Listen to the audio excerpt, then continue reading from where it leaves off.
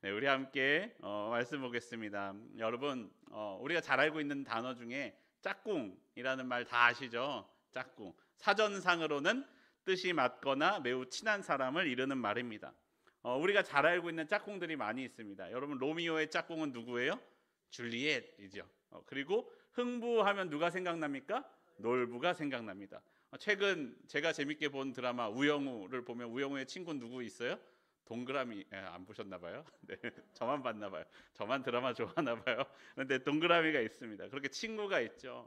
근데 누군가 이렇게 한 사람과 다른 사람이 만나 둘이 함께 하게 되면요, 서로 영향을 주고 받게 되어 있습니다. 그런데 어떤 친구들은요, 함께 있으면 서로 독려하고 서로 자극이 되고 서로 잘하는 친구가 있어요. 근데 어떤 친구는 둘이 만나기만 하면 서로를 끌어내리지 못해서 힘쓰는 친구들이 또 있습니다. 또 다른 친구들은 보면요, 한 사람이 다른 사람을 잘 섬겨줘서 한 명이 유독 더 잘 되는 친구들이 있기도 합니다. 여러분, 우리가 누군가와 짝꿍을 이룬다고 했을 때 제일 좋은 건 뭐예요? 너랑 나랑 같이 잘 되는 것. 사실 그게 제일 좋겠죠. 그러면 가장 좋을 것입니다. 그런데 그렇지 못하다면 그 다음으로는 우리가 어떻게 해야 됩니까? 적어도 우리가 누군가와 짝꿍을 이룬다고 했을 때 서로 끌어내려서 둘 다 망하는 일은 없어야 하지 않겠습니까? 적어도 한 사람이라도 높여줘서 잘 되게 하는 일이 우리 가운데 있어야 하지 않겠습니까? 그러면 누가 높아지고 누가 섬겨줘야 됩니까? 내가 섬겨주고 나의 짝꿍이 높아지게 하는 것, 그것이 그리스도인의 삶이 되어야 하지 않겠습니까? 여러분은 여러분의 짝꿍과 여러분의 공동체에서 어떤 존재입니까? 남들을 잘 높여주는 존재입니까? 아니면 서로 끌어당겨서 내가 못되면 너도 잘 되나 봐라 하는 존재입니까? 우리의 삶을 되돌아보아야 됩니다.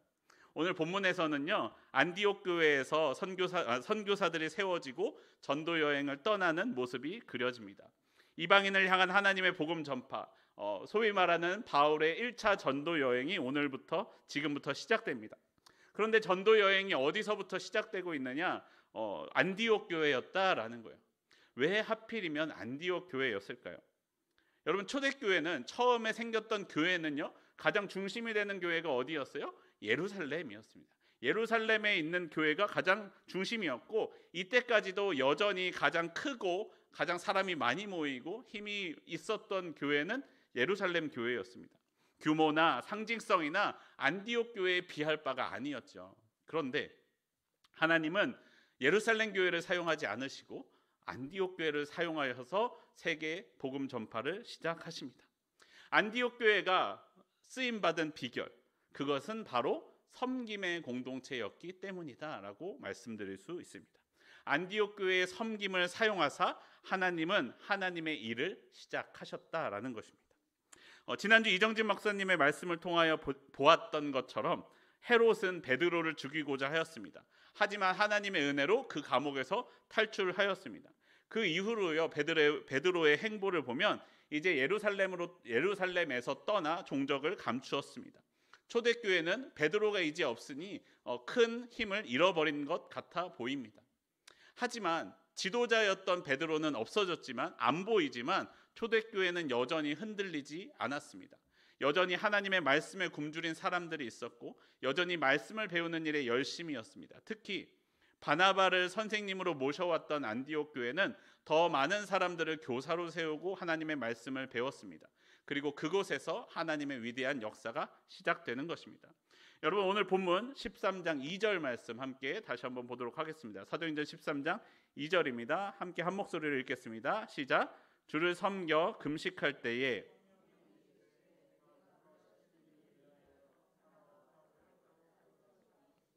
안디옥 교회에서 처음 복음을 전하는 일을 위해 사람을 세울 때의 일입니다. 언제 하나님께서 안디옥 교회에 그렇게 해라라고 말씀하셨을까요? 2절에서 말씀하는 것과 같이 주를 섬겨 금식할 때 말씀하셨다라고 말씀합니다. 여기서 섬기다라는 뜻은 헬라어 레이투르게오라는 단어를 사용하는데 영어로 번역하면 서비스하다는 거예요. 서비스하다. 근데 서비스하고 섬겨주는 건데 그냥 섬기는 게 아니라 공적으로 섬겨주는 일을 의미합니다. 공적으로 섬겼다. 주를 공적으로 섬겼다. 이게 무엇입니까? 예배입니다. 예배하는 공동체였다라는 거예요. 안디옥 교회는 주를 섬기는 공동체였습니다. 하나님께 예배드리는 공동체였습니다. 하나님은 교회가 하나님께 예배드릴 때 안디옥 교회에 말씀하셨다라는 것입니다. 또한요, 안디옥 교회는요, 금식하고 있었습니다. 금식하는 것은 하나님과 더욱더 친밀하기 위해서 행하거나 어려움이 닥쳤을 때, 금식하지 않으면 안 될 때 금식하고는 합니다. 그래서 예수님께서 금식에 관하여 하신 말씀이 있습니다. 마가복음 2장 19절과 20절에는 이렇게 말씀합니다. 예수께서 그들에게 이르시되 혼인집 손님들이 신랑과 함께 있을 때에는 금식할 수 있느냐? 신랑과 함께 있을 동안에는 금식할 수 없느니라. 그러나 신랑을 빼앗길 날이 이르리니 그날에는 금식할 것이니라. 예수님은 제자들이 메시아이신 예수님과 함께 있을 동안에는 금식하지 않지만 그 신랑을 빼앗길 날, 그 신랑이 없는 날, 그날에는 금식할 것이다 라고 말씀하셨습니다. 우리의 구원은 예수님께서 십자가에 달려 죽으셨을 때, 그리고 죽음에서 다시 살아나셨을 때 이미 우리의 구원은 시작되었습니다. 우리 담임 목사님도 설교 때 많이 말씀하셨지만 이미와 아직의 사이에 우리는 살고 있는 것이죠. 이미 구원을 이루셨는데 주님이 다시 오실 그날에 완성될 그 구원까지 우리는 우리의 삶을 살아가고 있는 것입니다.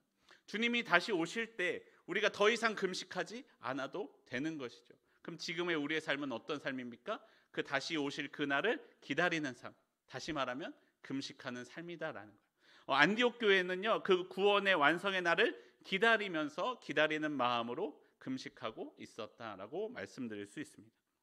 여러분, 하나님을 섬기고 하나님의 구원의 날을 기다리는 안디옥 교회에 성령께서 말씀하십니다. 내가 불러 시키는 일을 위하여 바나바와 사울을 따로 세우라.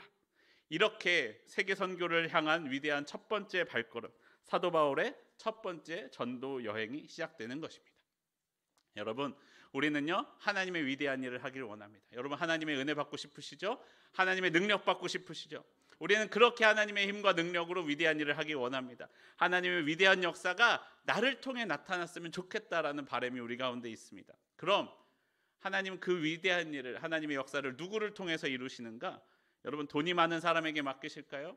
재주가 많은 사람에게 맡기실까요? 아니면 머리가 좋은 사람에게 맡기실까요? 여러분, 물론 돈도 좋고 머리가 좋은 것도 좋고 재주가 많은 것도 좋지만 그보다 더 중요한 것이 있습니다. 하나님은 그런 이유들로 사람을 사용하신다라고 말씀하시지 않습니다. 그보다 더 중요한 것은 무엇입니까? 중심에 하나님이 있는 사람, 하나님을 잘 섬기는 사람, 하나님의 음성을 듣고 말씀하신 대로 움직일 사람을 찾으십니다. 하나님은요, 예배하는 사람을 찾으십니다.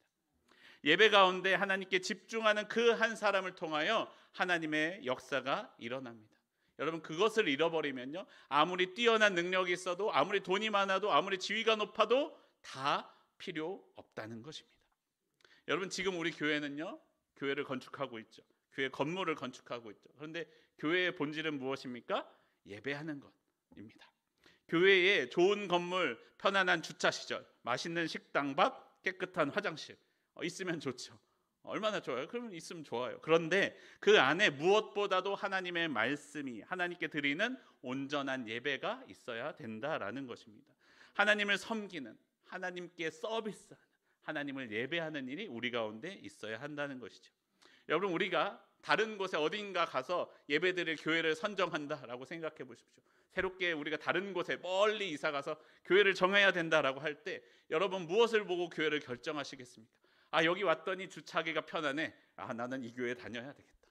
여기 왔더니 화장실이 깨끗하네. 나는 이 교회가 제일 좋겠다.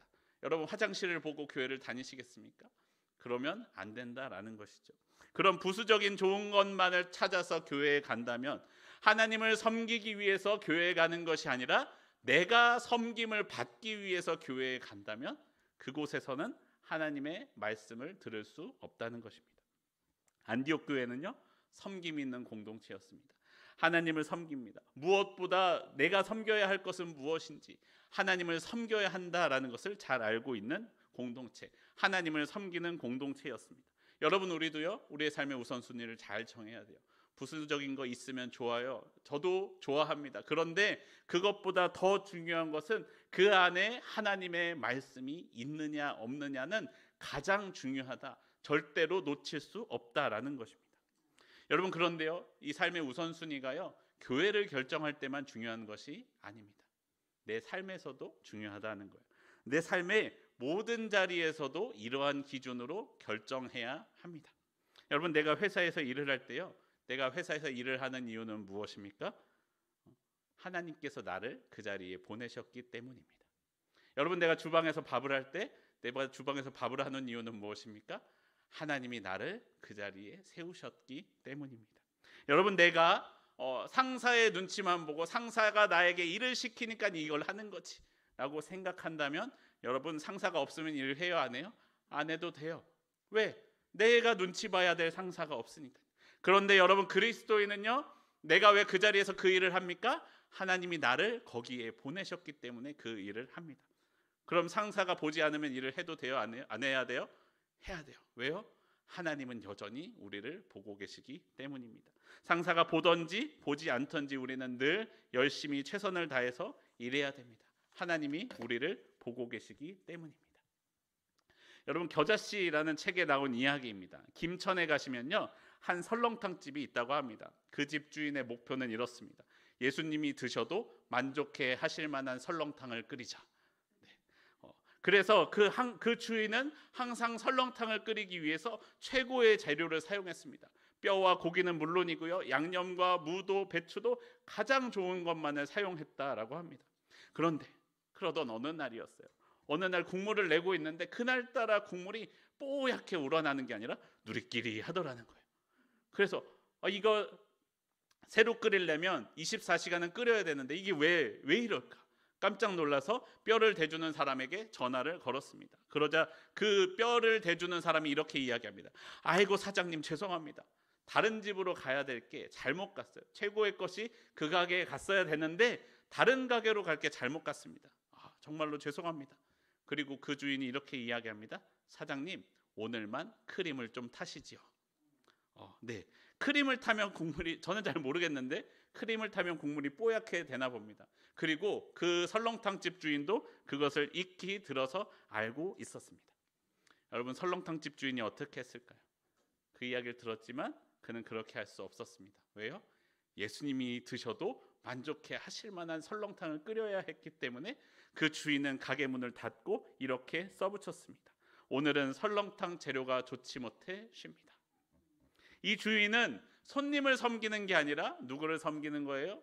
하나님을 섬기고 예수님을 섬기는 그 설렁탕 끓이는 일이었습니다. 여러분, 설렁탕 끓이는 일은 주의 일입니까? 나의 일입니까? 주의 일이다라는 거예요. 여러분, 내가 회사에 가서 일을 하는 거는 주의 일입니까? 나의 일입니까? 주님이 나를 보내신 일이다라는 거예요. 나를 그곳에 세우신 일이다. 하나님이 나를 보고 계신다. 내가 하는 그 일은 내가 상사의 눈치만 보고 월급 주는 이의 눈치만 보고 하는 일이 아니라 하나님이 나를 보고 계시다라는 것을 기억하면서 해야 하는 일이다라는 것입니다. 그래서 그렇게 써붙여 놓은 것을 보고 오히려 그런 주인의 정직한 마음과 행동을 보고 많은 사람이 감동하였고 그 가게는 더욱더 잘 되었다고 합니다. 여러분, 지금 여러분의 삶에서 섬기고 계신 것은 무엇입니까? 교회에서 하나님을 섬기지만 교회를 나가서 내가 일을 할 때는 회사의 주인을 섬기고 계시지는 않습니까? 그 주인만 섬기고 계시지는 않습니까? 여러분, 내가 있는 그 자리가 하나님을 섬기는 자리임을 기억하십시오.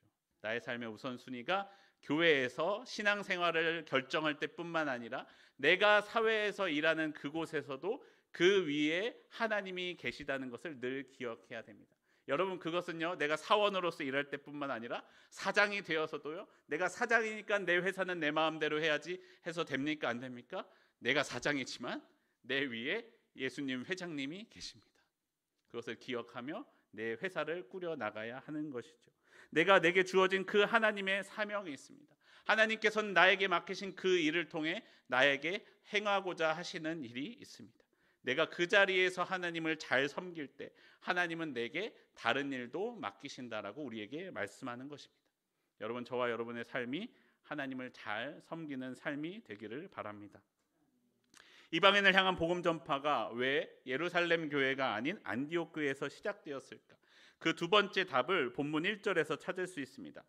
본문 사도행전 13장 1절에는 안디옥 교회에 있었던 선지자와 교사들, 교회의 지도자들의 이름이 나오고 있습니다. 13장 1절 우리 함께 한 목소리로 읽어보겠습니다. 시작.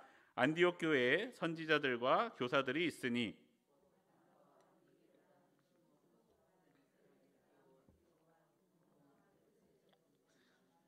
및 사울이라.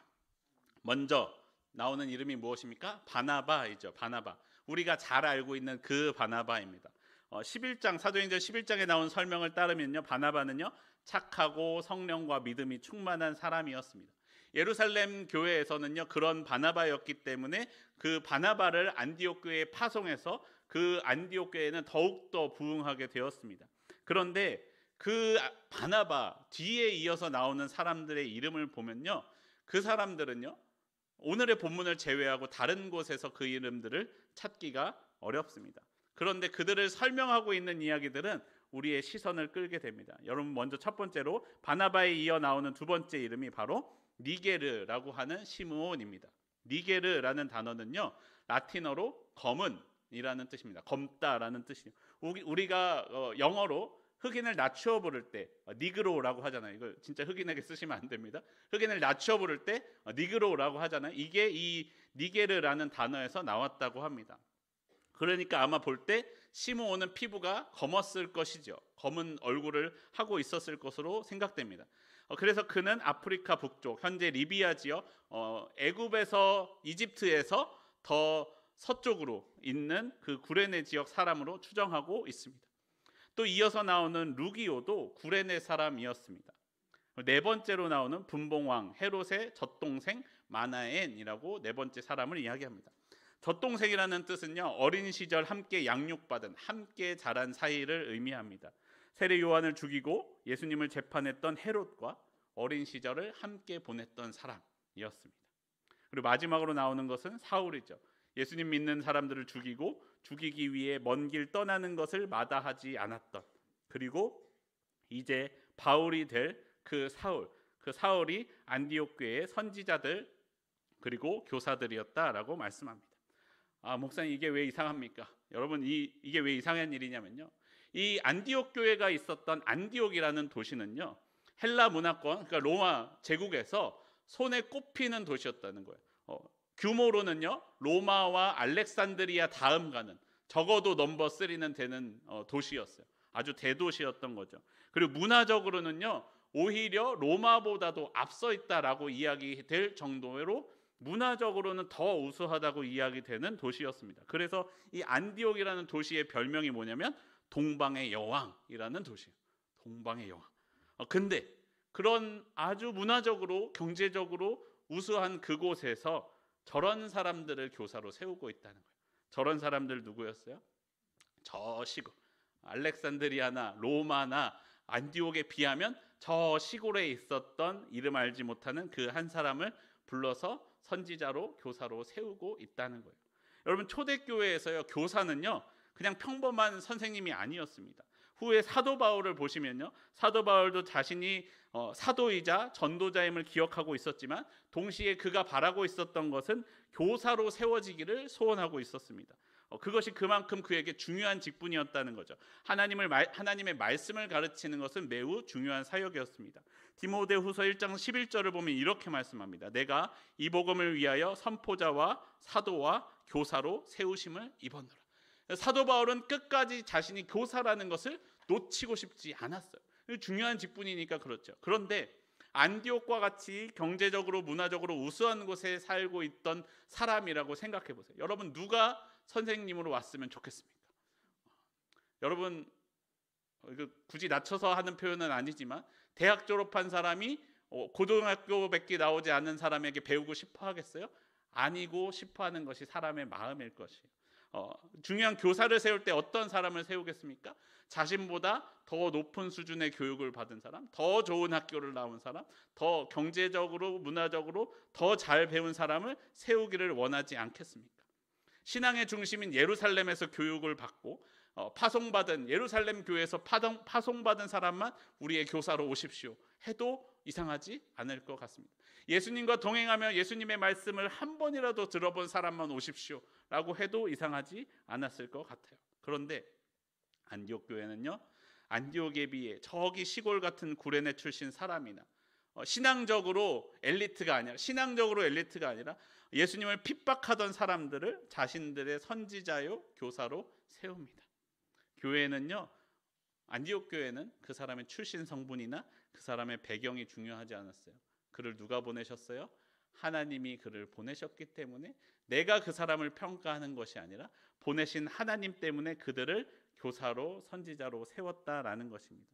하나님이 세우신 사람이라면 누구나 하나님의 말씀대로 그들을 받았다는 거예요. 그들을 지도자로 세우며 섬기는 것을 마다하지 않았다라는 것입니다. 게다가요, 그렇게 잘 섬기고 있는데 성령께서 말씀하시기를 안디옥 교회에서 그렇게 소중하게 세운 교사 5명 중에 2명을 다른 일을 위하여 따로 세우라라고 말씀하십니다. 따로 세우는데 또 누구를 따로 세웁니까? 예루살렘 교회에서 파송했던 바나바, 그 중에서도 가장 신앙적으로 앞서가고 있었던 바나바, 이름 5명 중에 이름이 처음 나온 것을 볼 때 안디옥 교회에서 가장 큰 영향력을 가지고 있었을 것으로 생각되었던 바나바를 보내라고 말씀하십니다. 그리고 또 보내는 사람이 누구입니까? 사울이죠. 사울은 누구예요? 가장 성경을 정식으로 배운 사람, 성경적인 지식으로는 누구보다 앞서 있는 그 사울을 보내라고 말씀합니다. 기왕 보낼 거면 다른 사람 좀 보내주셨으면 좋겠는데, 가장 리더였고 가장 많이 배웠던 사울을 하나님께서 보내라고 하시면 여러분 어떻게 하시겠어요? 마음에 서운함이 하나라도 있지 않겠습니까? 그런데 안디옥 교회는요, 참 그리스도인이었습니다. 저 같지 않더라고요. 저라면 서운하고 아쉬웠을 텐데 저 같지 않더라고요. 그들은요, 함께 기도하고 성령의 말씀을 따라 2 사람을 안수하고 축복하며 보내줍니다. 그 이후로도 계속 기억하고 후원할 것을 약속합니다. 이방인을 위한 선교사로 바나바를, 사울을 보내주고 있다는 것입니다. 이것이 그리스도인이 가져야 할 섬김의 태도입니다. 여러분, 현대인은요, 소유의 시대를 살고 있죠. 무언가 더 많이 가진 사람, 무언가 더 많이 누리는 사람이 더 우수해 보입니다. 더 많이 가진 사람이 더 뛰어나고 내가 가진 것이 저 사람의 가진 것보다 더 좋지 않거나 적거나 낮은 수준의 것을 가지고 있으면 위축되게 되어 있어요. 그런 것이 지금의 우리의 세상이죠. 가진 것으로 그 사람을 평가합니다. 너는 많이 가졌으니 우수하고 너는 덜 가졌으니 덜 우수하다라는 거죠. 여러분, 그런 세상적인 시선에 갇히다 보면요, 내가 정말로 섬겨야 할 것은 무엇인지를 잃어버리게 됩니다. 바른 것을 보지 못한다는 것이죠. 정말로 붙들어야 할 것이 무엇인지를 잡지 못하고 다른 것만 붙들게 되게 된다는 거예요. 바른 것을 바른 것인 양 포장하고 있는 것 때문에 그것을 정말 진리를 갖지 못한다라는 것이. 여러분, 하나님의 말씀을 배우는 것은 우리에게 좋은 것입니까? 나쁜 것입니까? 좋은 것이죠. 말씀을 배우는 일은 우리에게 선한 일입니다. 그런데 하나님께서 보내라고 말씀하셨는데도 보내지 않고 사도 바울과 바나바의 바지끄레기를 붙잡고 당신은 가면 안 됩니다, 여기서 우리의 성경교사로 계속 하나님의 말씀을 가르쳐줘야 됩니다 라고 했다면 어떻게 하시겠어요? 그것은 바른 일입니까? 바르지 못한 일입니까? 바르지 못한 일이라는 거예요. 선한 것이라는 포장을 가지고 있지만 하나님이 말씀하셔도 듣지 않는 것이라면 그 공부는, 그 성경 공부는 오히려 악한 것이 된다라는 것이에요. 여러분, 안디옥 교회는요, 자신들의 지식만을 위하여 선지자와 교사를 섬기지 않았습니다. 하나님을 더욱더 깊이 알기 위하여, 그들에게 주신 하나님의 말씀을 듣기 위하여 선지자와 교사로 세웠고, 그렇기 때문에 그들도 선지자와 교사로 세웠고, 그들 중에서 하나님께서 보내라고 말씀하셨을 때에도 말씀대로 축복하며 그들을 보내줄 수 있었다라는 것입니다. 여러분, 그 중에서도 그 일을 정말로 제일 잘하던 사람이 누구였을까요? 바로 이 안디옥 교회의 첫 번째 가는 지도자였던 바나바였습니다. 여러분, 바나바를 보십시오. 사도행전 13장 13절 말씀 함께 보겠습니다. 사도행전 13장 13절입니다. 한 목소리로 읽습니다. 시작. 바울과 및 동행하는 사람들이 바보에서 배를 타고 밤빌리아에 있는 버가에 이르니 요한은 그들에게서 떠나 예루살렘으로 돌아가고. 13절을 보시면요, 하나님의 보내심을 받아 구브로 섬에서 복음을 전하던 바나바와 바울은 바보라는 곳에서 배를 타고 밤빌리아에 있는 버가에 도착했다라고 말씀합니다. 그리고 그때 함께 했던 마가 요한은 그들을 떠나 예루살렘으로 돌아가 버렸습니다. 하지만 남은 사람은요, 이 이후의 본문을 보시면 거기서 더 나아가서 비시디아 안디옥에 있는 회당으로 가서 복음을 전하기 시작합니다. 여러분, 13절의 본문을 우리는 주목해서 보아야 됩니다. 여러분, 13절까지 요 앞에까지 이 전도 여행을 이끌어오고 중심이 되었던 사람이 누구인지 아십니까? 바로 바나바였습니다. 안디옥 교회의 제일 가는 지도자가 바나바였잖아요. 그 바나바가 이 전도 여행을 이끌고 오고 있었는데요, 13절을 보시면요, 바울과 및 동행하는 사람으로 주체가 바뀌게 됩니다. 15절 이하를 보시면 비시디아 안디옥에 있는 회당에서 말씀을 전하는 것은 바나바가 아니라 바울이 앞장서서 말씀을 전하고 있다라는 것입니다. 여러분, 바나바 입장에서 생각해 보세요. 처음 예수님을 믿을 때 사울이었던 바울을 초대교회 앞에서 변호해 주었던 게 누구입니까? 바나바였다는 거예요. 모든 사람이 쫓아내고자 하고 배척했지만 바나바는 바울을 품어주고 이 초대교회의 공동체 안으로 들어올 수 있게 해주었다는 거예요. 아무도 찾지 않던 바울을 말씀교사로 세워줬던 것도 바나바입니다. 그런 바울이 자신보다 앞에 서서 말씀을 전하고 있습니다. 여러분, 마치 내가 새롭게 전도에 왔는데 저 사람은 속장하고 나는 부속장하고 있는 것 같아요. 교회에서 무슨 역할을 맡았는데 저 사람은 팀장하고 나는 팀원을 하고 있는 것 같아요. 내가 더 사람들에게 인정받고 더 많은 일을 하고 더 높아지고 싶은데 하나님께서 그 사람을 팀장으로, 리더로 세우신다면, 여러분, 인간적인 마음이라면 어떻겠습니까? 본문을 보시면요, 마가 요한이 갑자기 예루살렘으로 돌아가 버렸습니다. 성경은요, 예루살렘이 아니죠, 안디옥 교회로 돌아갔겠죠. 성경은 우리에게 말씀하기를 요한이 사람들을 떠나서 예루살렘으로 돌아간 이유에 대해서 정확하게 말씀하고 있지 않습니다. 어떤 이는 요한이 돌아간 것이 풍토병 때문에 또는 복음 전하는 일에 대한 두려움 때문이었다라고 말하기도 합니다. 그런데 또 다른 이유로 생각되는 것 중 오히려 더 중요한 이유일 것이다라고 추정되는 것 하나는 자신의 삼촌인 바나바, 마가 요한은요, 바나바의 누이의 아들, 생질이라고 합니다. 누이의 아들이었습니다.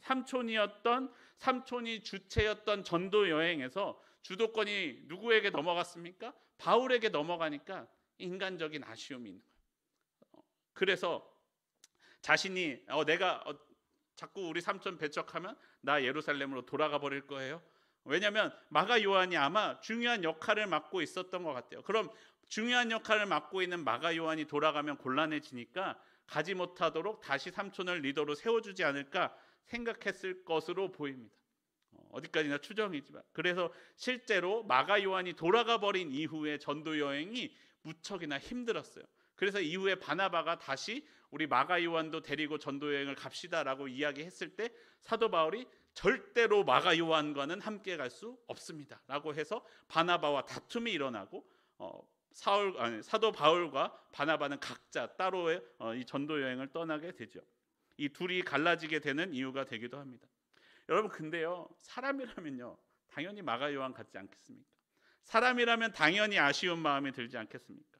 자신이 할 수 있는 어떤 수를 써서라도 내 삼촌이 그 일을 했으면 좋겠다라고 바라지 않겠습니까? 하지만 여러분, 성령은 그것을 원하지 않으셨다는 거예요. 바나바는 인간적인 마음을 따른 것이 아니라 성령을 따랐다라는 것을 우리는 알 수 있습니다. 여러분, 이 이야기에서 가장 누구보다도 마음이 상할 사람이 누구겠어요? 바나바죠. 바나바, 자신을 내어주어야 했던 바나바.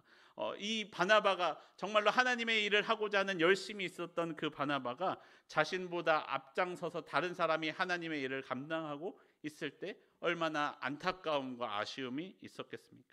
그런데 바나바는 그 일에 대하여 한 번도 서운한 티를 내지 않습니다. 성령께서 세우셔서 자신보다 앞장서 있는 바울에게도 인간적인 아쉬움을 내비치지 않았고요, 자신을 버리고 예루살렘으로 돌아가 버린 요한에게도 서운해하지 않았습니다. 여전히 성령의 마음으로 사랑해주고 있었다라는 것입니다. 여러분, 세상에서는요, 바나바와 같은 사람을 찾기가 참 힘든 것 같아요. 자기가 리더가 되고 싶어하고 자기가 높아지고 싶어하고 자기가 더 큰 일을 감당하고 싶어하지 내가 섬김으로 저 사람을 높여주고 싶어하는 사람 얼마나 있겠습니까? 사람은요 위치가 높아지고 가진 것이 많아지고 명예가 높아지면 만족하고 다른 사람을 섬기기보다 내가 더 많이, 내가 더 높이, 내가 더 큰 일을, 내가 더 유명해지기를 원합니다. 자신을 내어주고 다른 이에게 양보하는 경우는요 거의 없어 보입니다. 여러분 하나님의 일을 많이 하려고 하는 것, 더 많이 가지려고 하는 것, 여러분 그것이 때로는 선한 욕심일 때도 있어요. 그런데 어떤 때는요 하나님이 우리에게 말씀하실 때가 있습니다. 너의 자리를 내어주고 섬겨주어라. 여러분 하나님이 그렇게 말씀하실 때 우리는 내어줄 수 있어야 합니다. 내가 더 높아지고 싶고 내가 더 인정받고 싶고 내가 더 하나님의 위대한 일, 큰 일을 하고 싶을 때에도 하나님이 내어주어라 라고 말씀하시면 내어줄 수 있을 때 그것이 진짜 하나님의 일을 하게 되는 것이다 라고 우리에게 말씀하고 있습니다. 여러분 저와 여러분의 삶이, 우리의 삶이 욕심을 따라 사는 삶이 되지 않기를 바랍니다. 성령을 따라 사는 삶이 되기를 바랍니다. 세상은 더 많이 가지라고 이야기하지만 성령은 섬겨주라고 말씀합니다. 내어주라고 우리에게 말씀합니다. 우리의 삶이 세상의 소리에 귀를 기울이는 삶이 아니라 성령의 말씀에 순종하는 삶이 되기를 바랍니다. 내가 섬겨야 할 것은 세상이 아니라 하나님입니다. 내가 중심에 둘 것은 세상이 아니라 하나님입니다. 하나님을 섬길 때 나를 통해 하나님의 위대한 역사가 일어납니다. 섬김으로 하나님을 섬기고 서로를 섬기고 내 짝꿍을, 이웃을 섬겨줄 때 하나님의 위대한 역사에 동참하는 저와 여러분의 삶이 되기를 소원합니다.